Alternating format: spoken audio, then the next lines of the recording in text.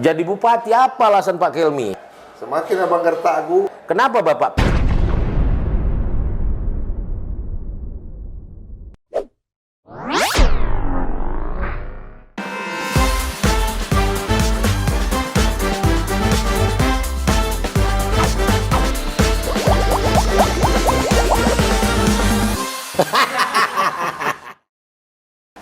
Assalamualaikum warahmatullahi wabarakatuh.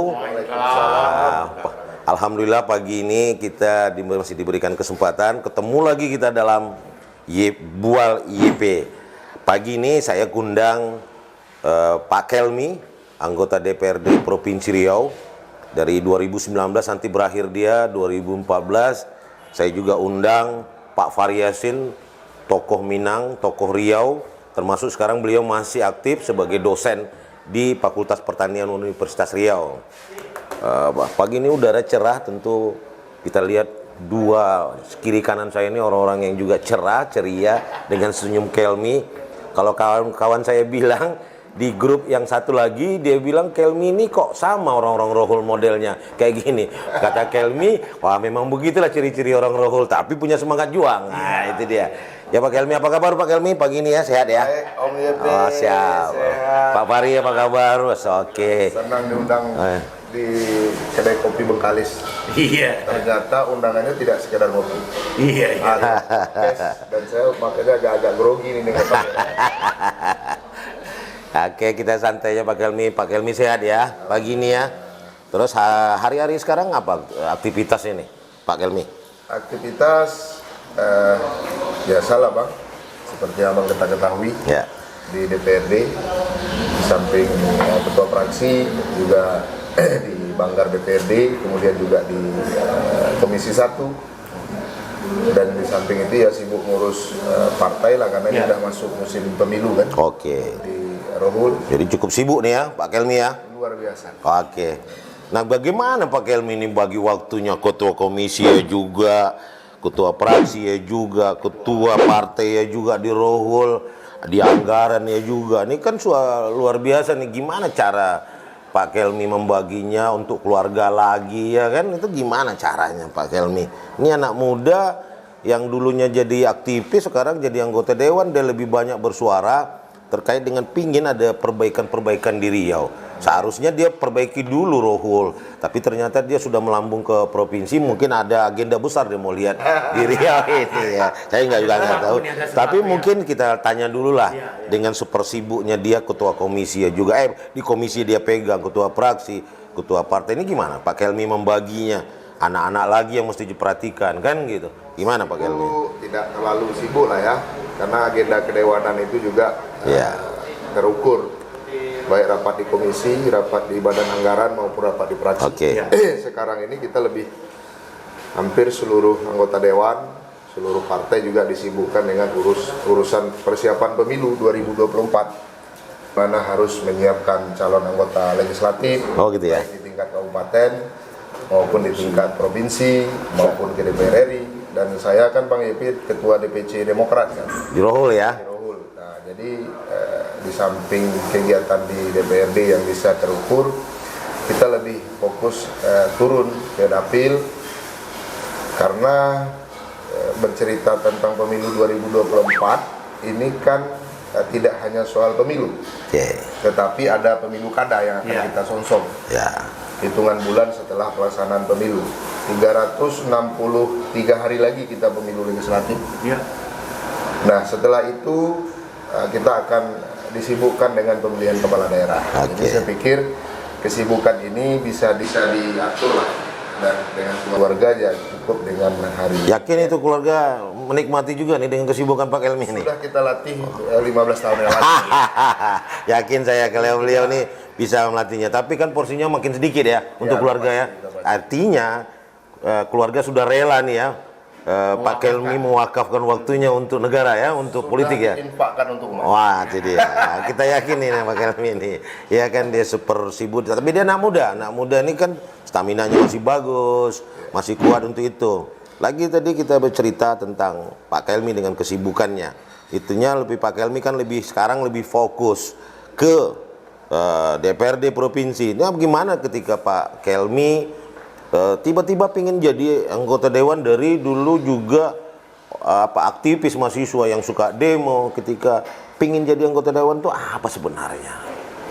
Tiba-tiba muncul itu, kenapa? Apa karena pingin menyuarakan atau banyak kondisi hal yang harus Pak Kelmi lihat? Wah, kita harus perbaiki lah. Saya harus duduk di sini gitu loh. 2007, saya masih di kampus. Ya. Di mana? Di mana? Di UIR. Di UIR ya, Universitas Islam Riau ya. Di akhir masa studi. Itu fakultas apa tuh? Hukum. Hukum. Di akhir masa studi saya berpikir bahwa kondisi daerah saya ini memang mengharuskan saya untuk maju ke DPRD kabupaten pada saat itu. Untuk agar daerah ini diperhatikan. Karena Kabupaten Rokan Hulu pada saat itu 2007 itu baru berusia lebih kurang 9 tahun. Nah, pembangunan serba terbatas. Nah, konsentrasi pemerintah daerah pada saat itu fokus membangun ibu kota. Oke. Nah, sehingga daerah-daerah pinggiran ini, apalagi daerah saya ini daerah perbatasan, minim sekali perhatian dari pemerintah. Dan tidak ada pada saat itu anggota DPR yang mewakili dari dapil situ duduk ke DPR. DPR provinsi ya? Kabupaten. Oh, kabupaten ya? Itu awalnya. Itu kampung Pak Kelmi di mana? Kampung kecilnya itu? Desa Mahato, Kecamatan Tembus Utara. Di berbatas di 5 kabupaten, ada Rokan Hilir, kemudian Tapanuli Selatan, ada Labuan Batu Selatan, Padang Lawas Utara, kemudian Padang Lawas. Nah, jadi kita di paling ujungnya Riau. Perbatasan betul ya? Perbatasan. Nah, sehingga tak ada pilihan pada saat itu bahwa saya harus hadir untuk membawa perubahan. Nah, singkat cerita pemilu 2009 saya bergabung di Golkar Bang Yeti. Ternyata di Golkar dia masih. 2009 di Golkar pemilu, saya waktu itu masih swadaya, hanya bermodalkan kekuatan pikiran dan harapan. Saya peringkat 2, tapi kursi Golkar pada saat itu 1 kursi. Sehingga saya tidak terpilih. 2010 untuk mengisi kegiatan politik saya ketua KNPI Rokan Hulu. Sambil ini ya? Terpilih sebagai ketua KNPI. Nah, melalui KNPI saya juga mengabdi, khusus di kepemudaan, bagaimana anak-anak muda Rohul punya harapan baik, tidak terkontaminasi dengan narkoba dan kegiatan-kegiatan positif. Singkat cerita, 2012 saya mundur dari Golkar. Oh, mundur ya? Mundur. Pindah ke partai? Pindah ke Partai Demokrat. Kenapa alasannya pindah waktu itu? Nah, pindah ini karena apakah partai sudah tidak, Golkarnya tidak itu? Tidak. Atau lebih tertarik karena SBY-nya waktu itu presiden? Karena itu Malah pada saat itu citra Demokrat sedang buru-burunya. Gitu ya. Di pemilu 2014. Nah, saya pindah, itu banyak hal yang saya pertimbangkan. Pertama, soal di internal Golkar sendiri saya tidak harmonis. Gitu ya.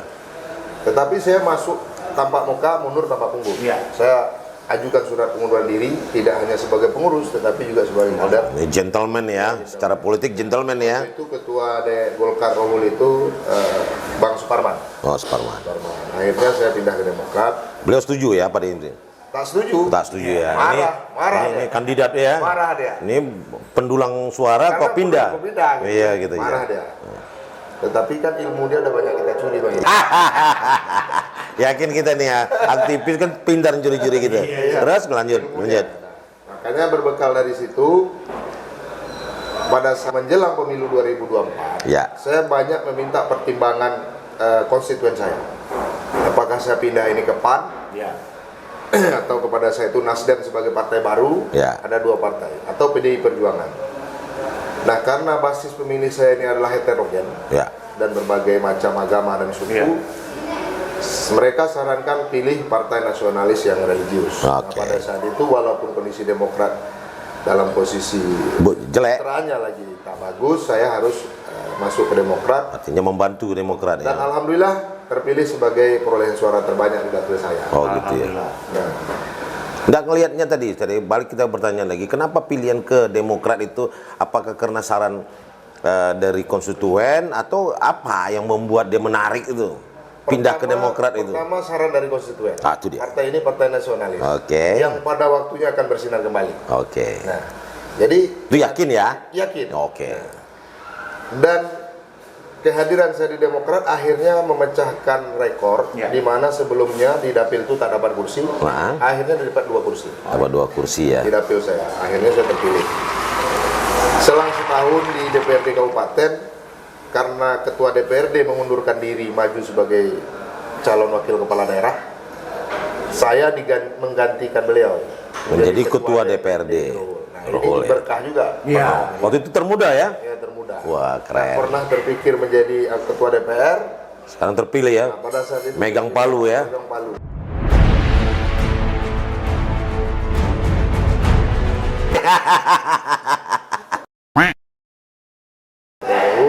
Dan sedikit lebih memahami tugas-tugas pemerintahan. Nah, dan waktu 5 tahun di Rohul ini, saya total mengabdi ke dapil saya. Banyak perubahan dan perbaikan yang dilakukan ya. Artinya aspirasi-aspirasi masa dulu yang belum terkabulkan mulai pelan-pelan dikabulkan ya. Khususnya terkait infrastruktur, buka isolasi daerah. Oke. Infrastruktur jembatan, jalan yang semula tidak pernah diperhatikan, bahkan tidak tahu bahwa di situ ada kebutuhan, akhirnya pemerintah buka mata. Oke. Nah, 4 tahun itu alhamdulillah berbuah manis. Dan saya juga berpikir bahwa lama-lama di DPRD Kabupaten itu tidak baik dalam karir politik saya. Kenapa? Baru 1 periode? Memang tidak ada batasan periode di kabupaten, bahkan boleh sampai 5 periode. Bang Fahri dalam. Ya, artinya kan kalau masih megang ketua DPRD kan masih lebih banyak lagi yang diberikan bantuan kepada etika politik yang harus saya jaga. Wah, gitu bahwa ya. 1 periode saya ketua DPRD, tidak mungkin selamanya menjadi ketua DPRD. Jadi dari ketua menjadi anggota itu jauh lebih. Tapi kan Bapak menggantikan orang.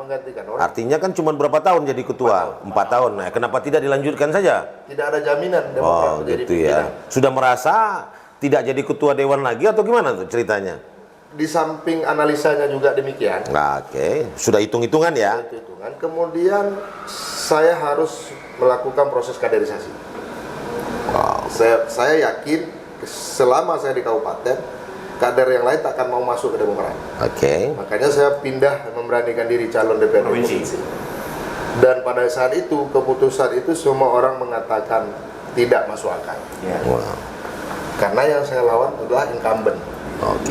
Tapi yakin ya waktu itu ya? Saya punya keyakinan. Aku yakin ya. Aku yakin dengan cara-cara kerja politik, dengan pemikiran, saya selalu pahamnya pemikiran bisa mengalahkan uang, Bang Fahri. Nah, bukan uang yang saya dahulukan dalam konteks politik, tetapi gagasan, pemikiran akan punya nilai lebih daripada uang.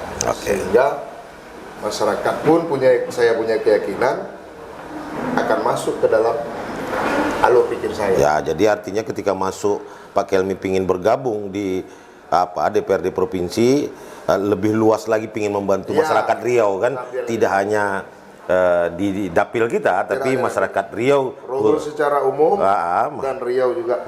Yang artinya secara khusus Pak Kelmi lebih perhatikan, ingin membantu dapil Pak Kelmi, tapi secara umumnya Pak Riau pingin Pak Kelmi lihat ikut memberikan sumbang suara, sumbang pemikiran, sumbang apa semua di situ untuk keberhasilan Riau. Kita lihat lagi. Nah, ketika Pak Kelmi duduk jadi anggota DPRD, apakah Pak Kelmi bisa nggak mewujudkan cita-cita? Saya pingin dapil saya ada banyak bantuan, ada banyak penyelesaian persoalan dengan keterbatasan anggaran di Provinsi Riau. Itu gimana Pak Kelmi ngelihatnya? Saya ini berguna nggak ketika duduk di DPRD provinsi? Alhamdulillah berguna. Itu dia. Waktu Bang YP sebagai sekda. Jangan diulang lagi nih. Udah selesai deh. Ini harus kita ulas. Bang YP kan dengar sendiri suara saya. Saya menginginkan ruas jalan provinsi yang menghubungkan Dalu-Dalu, Mahathur, Rokan Hilir, Menggala selesai. Nah, pada saat PYP jadi sekda kan baru selesai sampai Mahathur. Dan alhamdulillah hari ini untuk APBD 2023 ruas jalan provinsi yang mengakses Sampai? Dalu Mahato sampai Menggala ini, tahun ini akan dibangun lagi oleh Pak Gubernur itu 7 kilo. kilo. Artinya mendekati selesai ya? Selesai. Sampai nanti dia di 2024 selesai itu finish ya? 2024, 2023 ini Udah selesai ya? Itu panjang ruas jalannya berapa? Zaman Pak RZ itu kan dibangun. Nggak, maksud saya nih dari awal tadi yang Pak Kelmi bilang sampai Manggala itu berapa kilo? Dalu Mahato Menggala 120. Wah. Zaman RZ dan zaman Pak Anas dan Andi Rahman itu baru selesai di angka hampir 80. Berarti ada sisa? 40 kilo. 40 kilo ini diselesaikan oleh Pak Gubernur ya? Pak Gubernur Dan tapi berkat perjuangan Pak Kelmi ya di DPRD kita yang ya? selalu mengemis-kemis kan? Wah gitu dia, Tolonglah Pak Sekda, tolonglah Pak Gubernur. Akhirnya suara itu didengar. Didengar ya? Didengar, karena Pak Gubernur sendiri cukup mengerti kondisi jalan itu. Oke. Nah ini salah satu bentuk. Akhirnya saya sekarang yang semula saya di Komisi 4 di bidang infrastruktur, karena misi sudah selesai, saya pindah ke Komisi 1. Kenapa alasan pindah itu kenapa? Kan harusnya masih banyak diperjuangkan. Karena anggota praksi sepertinya kalau saya lihat Pak Kelmi ini kalau udah selesai tugasnya di situ, padahal Pak Kelmi kan pengen jadi anggota DPRD Riau. Ya. Artinya kan masih banyak ruas-ruas jalan yang Pak Kelmi selesaikan. Kewajiban pokok kita adalah dapil kita. Oh gitu dan ya. kita sudah melintas juga dapil. Harusnya kan Pak Kelmi juga perjuangkan ruas-ruas jalan lain. Pasti, kalau di komisi iya kan, ternyata banyak juga yang belum selesai dan itu kayaknya nggak ada yang respon. Seperti Pak Kelmi gitu. Apakah Pak Kelmi pingin jadi bupati? Apa alasan Pak Kelmi? Memperjuangkan yang lain, kalau Bang YP jadi sekda kan di belakang layar.